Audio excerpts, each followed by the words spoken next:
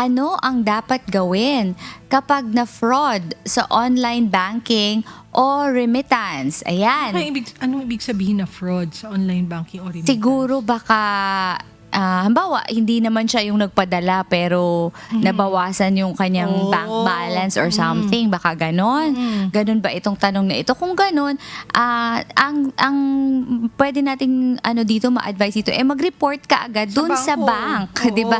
Kung ano yung bank na involved, kailangang masabihan na merong transaksyong nangyayari na hindi naman ikaw na mismong owner ang gumawa. Na hindi mo ino-authorize para ma-block yung iyong credit card, ma-block yung iyong debit card, o magawa ng paraan, di ba? Ma-trace kung saan yung location, kung sino yung gumawa nung transaction.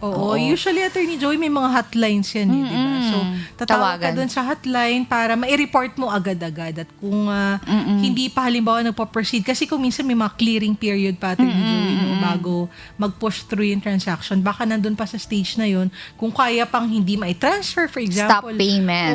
Stop payment. Mas maganda. Pero kung hindi, again, makipag-ugnayan agad para mapag-imbestigahan din po ng mga bangko kung ano ang dapat gagawin nila at ano po ang may tutulong sa inyo kung gano'n na nga po yung nangyari. So, again, Attorney Joy, paalala natin no, maging maingat po talaga sa mga transactions online. Lalo na yung makiklik ka ng link. Yun, lagi Attorney nating Joy. sinasabi yun. Ako, sinasabihan ko nga yung parents ko about that. Kasi di ba vulnerable talaga yung mga older generations. Yes, kasi ngayon talagang worry ako, attorney. Ang pagpapadalan mo ko ng mensahe tapos merong link na ikiklik. Ay naku, mamatay na, hindi ko talaga ikiklik yan. Kahit gaano ka-urgent yung message mo.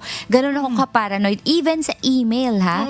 Not just sa yung... kasi minsan nagbubukas ako, lagi ako nag-check ako ng email sa cellphone na talaga. Everything is on my phone.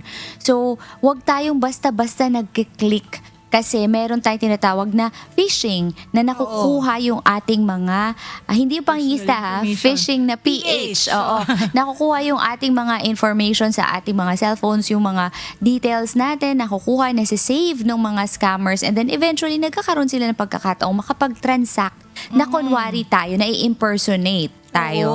Alam mo, very sophisticated na sila, Attorney Correct. Julia. Ma-share ko lang, kahit mismo yung official na, halimbawa na, yung texting website. number. Attorney Joe, yung texting number, halimbawa ng bangko. Lagi nangyari sa akin to, no?